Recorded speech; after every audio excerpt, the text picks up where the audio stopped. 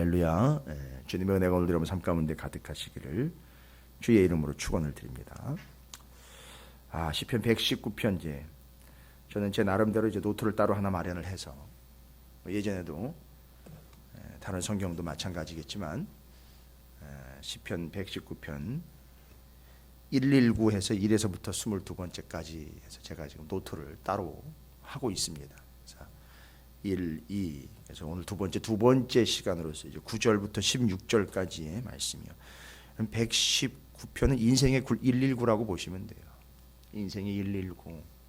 위기 상황, 긴박 상황, 구조받아야 될 상황에서 여러분 정말 헤매이고 어디를 뭘 보아야 될지 모르고 뭘 어떻게 해야 될지 모를 때 119 딱 펼치세요. 아마 여기서 보일 겁니다. 아마 제일 시급할 때라고 볼 수 있겠죠. 뭐 이것도 저것도 날 기억이 안 난다 할 때는 우리가 정말 버튼을 누르는 것처럼 119를 한번 딱 펼쳐보십시오.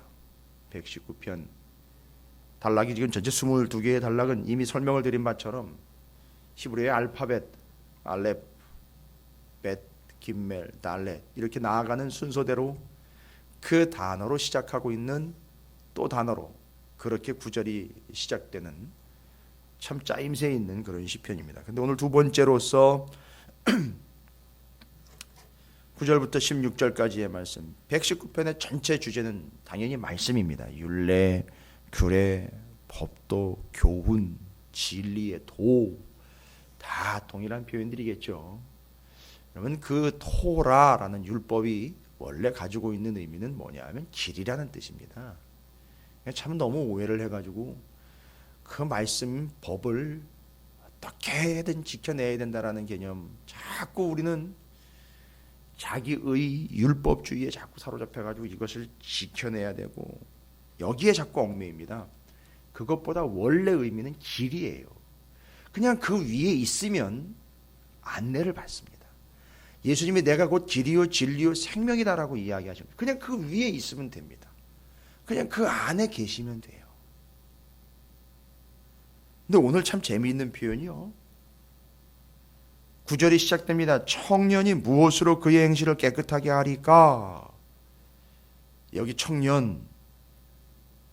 여러분 감사하게도 우리가 어제 살펴본 거예요. 청년, 어린아이들. 어제 열왕기하에 그 42명의 암콤이 나와가지고선 엘리사를 대머리에 올라가라 대머리에 올라가라라고 비방하면서 베델에 살고 있었던 그 청년들입니다. 생각해 보십시오. 베델에서 태어나 20살이 될 때까지 정확하게 20살이라는 언급은 없습니다만 추정컨대 우리가 지금 여호수아서라든지 예레미야가 예언을 했던 그 젊은 청년기에 20살 때 내가 아직 어린아이입니다 라고 이야기하는 그 어린아이라는 그 개념이 20살 개념 아니겠습니까?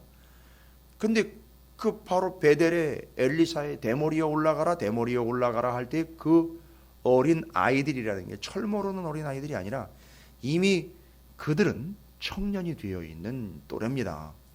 그러니까 말하자면 밥 안 먹어 라고 부모의 마음을 읽기 시작할 때부터 이 친구들은 5살 때부터 20살 청년이 될 때까지 베델 제단으로 오르락내리락 하던 친구들입니다. 하나님께로 오르락내리락하는 이 엘리사 선지자를 보면서 아주 가짜않게 여기면서 우습게 여기면서 하나님을 섬기러 오는 엘리사를 그런 식으로 박대를 하면서 외면을 하면서 심지어 조롱을 합니다.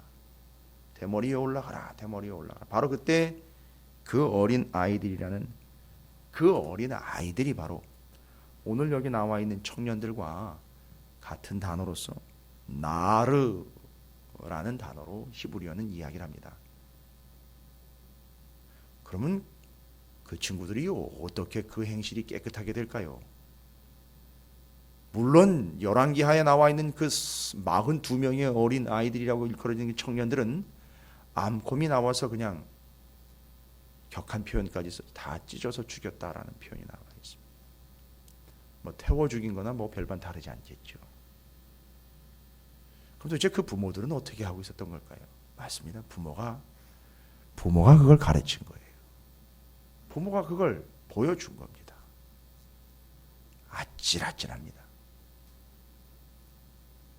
제가 굳이 이것을 억지 춘향처럼 꿰어 맞추는 게 아닙니다. 그냥 퍼뜩 생각이 들더라고요. 그 청년들 42명이 그렇다면 그 베델에 있는 그 다른 청년들도 여건은 마찬가지일 거라는 거 아니겠습니까?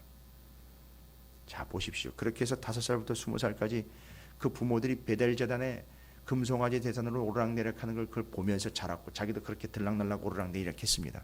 그러나 베델에도 그렇고 여리고에도 그렇고 선지 생도들이 모여 있습니다. 어린 청년 또래, 그 또래 그 어린 청년들은 한쪽에서는요 선지 생도가 돼가지고 말씀을 배우고 있었어요. 다른 방법이 없습니다. 여기 나와 있는 바로 그겁니다. 그 청년이 그 혈기왕성하고요 정열적이며 그 뜨거운 피가 끓고 있는 그 청년이요 그 나이 때 미혹도 많고 그 나이 때 유혹도 많고 그 나이 때 많이 흔들릴 수도 있는, 근데 그 청년의 때라는 그 나르라는 단어가요 가지고 있는 의미가 원래 그 안에 떨어버리다, 흔들다, 털어버리다 이런 뜻이 있어요. 그러니까 그 연령대가 흔들리기 쉬운 때라는 거예요. 우리도 이게 청년의 때를 이렇게 지나오지 않았습니까? 저도 한 20년 한참 전이네요 보니까.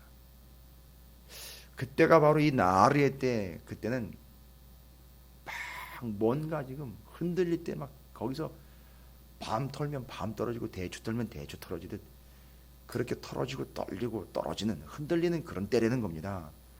근데 그때 그 미혹되기 쉬운 그때에 무엇으로 그들의 행실을 깨끗하게 할까요? 그 42명이요 암콤에게 찢겨 죽이기 전에 5살부터 20살 되기 전까지 그들은 무엇으로 잘못되고 그릇된 부모의 가르침과 그 베델의 금송아지 단으로 오르락내리락했던 그들을 뭘로 도대체 깨끗하게 할 수 있을까요? 답은 다 나와버립니다. 주의 말씀만 지킬 따름이니다. 이런 말씀입니다. 말씀으로 깨끗하게 하는 거예요. 말씀을 지킴으로 깨끗하게 하는 겁니다. 5살부터 20살까지 그걸 시켰어야 되는 겁니다. 원래는 어려서부터 그렇게 했어야 되는 거예요. 여기 어떤 다른 얘기를 적고 있지 않습니다. 가장 흔들림이 심할 때 그때 그들을 무엇으로 깨끗하게 할 거냐? 말씀이라는 거예요. 가장 흔들림이 심할 때에도 말씀으로 깨끗하게 할 수 있다면요, 나머지 연령대와 나머지 세대들은요 더할 나위 없이 정답이 되겠죠. 그렇게 미혹되고 그렇게 막 흔들리고 그렇게 우왕좌왕할 때 그 세대의 그 나이에 그 연령대를 무엇으로 그 행실을 깨끗하게 할까? 하나님의 말씀이라는 겁니다. 죄송합니다. 여기 어떤 다른 얘기가 없어요. 어떤 교육 과정이나 시스템이 여기 담겨져 있지 않습니까? 그냥 말씀이라는 거예요. 말씀을 지킬 따름입니다. 기도할 따름입니다. 지킬 따름입니다. 이건 할 수 없어서 하는 게 아니라 그것 외에는 방법이 없다는 걸 이야기합니다. 그렇다면 말씀을 지킨다는 건 뭘까요? 고민 많이 되죠. 말씀을 지킬 따름입니다 얘기했는데 말씀을 지킨다는 게 뭘까요? 성경은 성경으로 대답을 해야죠. 말씀으로 다 나와 있습니다. 고민하지 마십시오. 말씀을 지킨다는 게 뭔가.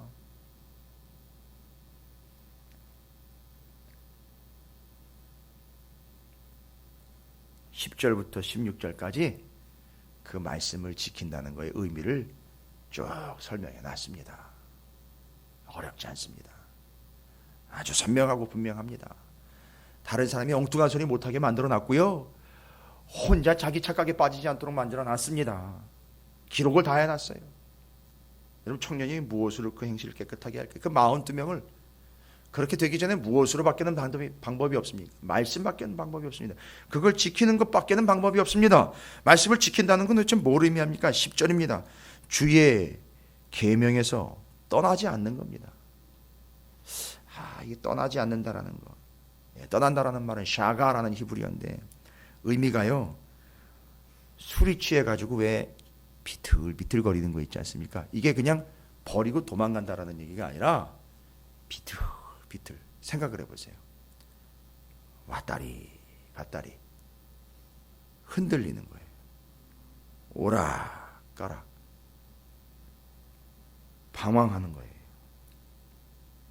이게 이제 바다 위에 떠 있는 부표처럼 이게 물결이 일면은 여리로 갔다 저리로 갔다 하는 거죠. 좀 더 정확하게 얘기하면 말씀을 받았는데 마음에 내키면 행하고 아니면 말고 이런 모습을 보여요. 왔다 갔다 하는 거예요. 들락날락하는 겁니다. 이랬다 저랬다. 여러분 이건 감정 기복이 아니에요. 말씀을 얻을 때는 자기 감정에 의해서 막 은혜를 받았다 했다가 나중엔 뭔 말씀이 그러냐. 내가 편안할 때는 그걸 지키려고 애쓰는데 내가 어려워지면 여기서 벗어나는 딱 그 모양 그대로 마치 술 취한 것처럼 왔다 갔다 이랬다 저랬다 하는 모양을 떠난다라는 표현으로 쓴 겁니다. 이게 원래는 이제 그런 의미예요. 말씀은 지중이 돼야죠. 흔들리는 자기가 아무리 말씀을 새겼다 그래서 그걸 가지고 왔다 갔다 해서는 안 됩니다. 말씀은 부표가 아니에요. 흔들리지 않는 말씀을 붙잡을 때 내가 고정이 되고 흔들리지 않게 되는 거지. 그 말씀을 붙잡고 왔다 갔다. 말씀이 기분 좋을 때는 행해야 될 게 되고 기분 나쁠 때는 버려버리는 그런 술 취한 조치처럼 비틀거리고 흔들리며 오락가락하는 것. 줏대 없이 왔다 갔다 하는 것. 마음에 내키면 행하고 아니면 말고 하는 것. 제가 이걸 제가 만들어낸 게 아니라 사전적인 의미로 정확하게 그대로 여러분에게 설명을 해서 전해드리는 거예요. 이겁니다. 그 하나님의 말씀을 그렇게 떠나지 않는 겁니다. 오락가락하지 않는 거예요. 이랬다 저랬다 하지 않는 겁니다. 이럴 땐 이러고 저럴 땐 저러는 게 아니에요. 내 기분에 따라 왔다 갔다 하는 게 말씀이 아닙니다. 그렇게 안 하는 게 지키는 거라는 거예요.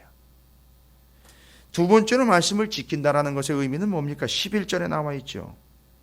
주의 말씀을 마음에 두는 겁니다. 여러분, 마음에 둔다라는 것은 품다라는 거예요.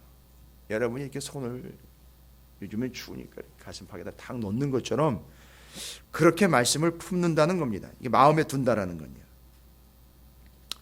그리고 더 어떤 뜻이 있느냐면 귀하게 여긴다. 그리고 더 뜻이 있어요. 쌓아둔다. 저장해둔다. 이런 뜻이 있어요. 그 11절에 마음에 둔다라는 그 말씀을 계속 쌓아가는 거고 품는 거고 귀하게 여기는 거예요. 귀하게 여기는 거예요. 이게 11절에 그 말씀을 마음에 두는 건데 그걸 말씀을 지키는 거의 의미로 얘기를 하고 있어요. 여러분 말씀을 지키는 게 꼭 손발로 뭐 이렇게 움직여야 된다라는 자꾸 행위적인 측면으로만 이해하지 마시고 흔들리지 않고 오락가락하지 않는 거예요. 그 말씀을 마음에 품는 거예요. 차판 품는 거예요. 귀히 여기는 거예요. 계속 쌓아두는 거예요. 저장하는 거예요. 여러분이 3년 동안 말씀 저장해 왔잖아요. 앞으로 계속 저장해 가야 돼요. 계속 품고 가야 됩니다. 한두 번, 몇 번에 받은 은혜, 몇 번 받은 영감, 제가 지금 말씀을 전하는 자로서 뭐 한두 번 받은 은혜와 하나님의 영감입니다. 그거 가지고 한 3년 동안 받은 영감 가지고 이제부터는 그것 충분하다라고 30년 동안 울고 먹는다고 생각을 해보십시오. 그건 이단입니다. 계속 쌓아가는 거예요. 계속 품고 가는 겁니다. 그게 지키는 거예요. 그게 말씀을 지키는 거예요. 근데 그게 우리를 깨끗하게 해요. 이제 좀 구체적으로 갑니다. 12절에는요. 찬송을 받으실 주 여호와여 주의 율례들을 내게 가르치소서라고 이게 부탁조로 얘기하죠. 뭡니까? 말씀을 지키는 건 라마드 곧 그 말씀을 배우는 겁니다. 여기 배운다라는 것은 공부한다는 게 아니에요. 공부를 넘어갑니다. 익숙해지다, 능통하게 되다, 숙달되다, 훈련되다, 이겁니다. 여러분, 말씀에 숙달되는 게 말씀을 지키는 겁니다. 그게 이제 12절이에요. 이 9절부터 16절까지는 상당한 지침입니다. 말씀을 지키는 것에 대한 본질적인 의미들을 아주 자세하게 잘 설명을 해놨어요.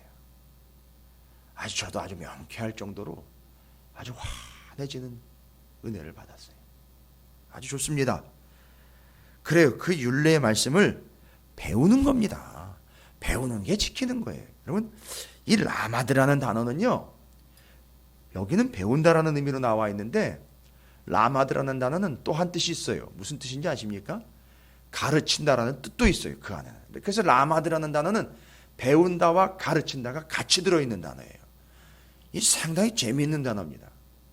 그러니까 가르치는 게 곧 배우는 거고, 배우는 게 곧 가르치는 거예요. 이 단어는 그걸 특성을 가지고 있습니다. 여러분, 제가 여러분에게 말씀을 전하는 것 같죠? 아니요. 제가 은혜를 받는 거예요. 제가 여러분에게 말씀을 가르치는 것 같죠? 아니요. 그러면서 제가 배우는 거예요. 그게 라마드라는 히브리어, 그게 배우다라는 말의 뜻이 가지고 있는 거예요. 계속 훈련되는 거예요. 숙달되는 겁니다. 여러분, 이게 바로 말씀을 지키는 겁니다. 거기다 이제 13절에 계속 이어집니다. 말씀을 지키는 것의 의미는 주의 입의 모든 규례들을 나의 입술로 선포한다. 사파르, 선포는요, 전하는 겁니다. 제일 첫 번째가 전파한다라는 거고요. 설명한다라는 뜻이 있어요. 자백하다라는 뜻도 있습니다. 보니까 뭔 얘기죠? 자백한다는 건요, 하나님의 말씀이 내게 이렇게 역사했습니다 라고 자백하는 거예요. 여러분, 그게 말씀 지키는 겁니다. 결국 지켰기 때문에, 아니요, 지키지 못하더라도 말씀은 역사하는 거예요. 왜요? 말씀이니까요. 말씀은 우리가 지키는 여부에 따라서 좌우되는 게 아니라 지키게 하시는 게 말씀이거든요. 그러니까 내가 말씀을 지켰다 못 지켰다 때문에 말씀의 가치가 왔다 갔다 하는 게 아닙니다. 말씀은 그 자체로 나를 지켜주는 거예요. 이건 결론적인 얘기인데 상당히 중요한 겁니다. 그래서 여러분, 우리가 어디에까지 이르도록 지금 애쓰고 힘쓰느냐 하면 그 말씀을 전파하는 거고, 설명하는 거고, 말씀이 내게 이렇게 역사했습니다라고 자백하기에 이를 때까지 우리는 그 말씀에 익숙한 자가 지금 되기 위해서 우리 찾으시는 게 참 무던히도 애를 쓰고 있어요. 그게 지키는 거예요. 그게 지키는 겁니다. 더 재미있는 거는 14절에 이렇게 나와 있어요. 어떻게 이런 비유를 들었는지 예나 지금이나 똑같은 것 같아요. 뭐라고 나옵니까? 내가 모든 재물을 즐거워함같이 주의 증거의 도를 즐거워하였나이다. 쉽게 얘기하면 여러분, 돈 벌어 돈 생기는 게 즐거움인 것처럼 나는 하나님의 말씀 한 구절 한 구절 하나를 내가 배우고 익히는 것이 너무 즐겁습니다. 어디다가 비유를 했죠? 재물을 즐거워하는 것처럼. 근데 과연 우리가 그런가요? 하나님의 놀라운 말씀을 퍼뜩퍼뜩 하나님 주신 영감으로 깨달아 알게 되어서, 이제 제가 지금 말씀드리는 영감이라는 개념이 이상한 신비주의적인 단어가 아니라는 걸 아실 거예요. 그 성령의 역사라는 것 때문에 깨닫게 됐을 때 여러분, 소위 말하면 세상 사람들 말하는 그 로또 맞은 것처럼, 대박 난 것처럼 그렇게 즐거우신가요? 그러면 그게 말씀을 지키는 거예요. 너무너무 즐겁고 좋다. 너무너무 좋다. 즐겁다. 재물을 즐거워하는 것처럼 이렇게 즐거워한다. 그건 말씀 지키고 있는 거예요. 지키는 겁니다. 그게 어렵지 않습니다. 아주 상세하고 자세하게 잘 설명을 해놨어요. 말씀을 지키는 것의 의미에 대해서. 그 다음에 15절 16절 잘 보세요. 이 사람이 어떤 상황까지 갔는지 보십시오. 읊조려요. 여러분, 하루 종일 은혜 받은 찬양이라든지 마음에 와닿는 노래들이 있을 때에 아침부터 저녁까지 계속 흥얼거리시죠. 그것처럼 계속 말씀을 읊조리는 겁니다. 그 말씀을 즐거워하는 거예요. 그래서 15절 16절 내가 주의 법도를 작은 소리로 읊조리며 주의 길들에 주의하며 그 말씀이 내고 있는 그 길에 주의하는 겁니다. 주의 율례들을 즐거워하며 주의 말씀을 잊지 아니하리다. 잊지 않는 것. 이게 여러분 말씀을 지키는 겁니다. 그 말씀을 지킴으로 9절로 다시 돌아가면 그렇게 함으로 말씀만 지킴으로 그 행실을 깨끗하게 하는 겁니다. 그래서 결론은 어떻게 나게 되는 거죠? 내가 말씀을 지키는 것 같은데 그 말씀이 그 청년의 때를 나를 지켜주고 있다라는 겁니다. 여러분 오늘 여러분이 그 말씀을 지키는 듯하지만 말씀이 여러분을 지켜주실 줄로 믿습니다.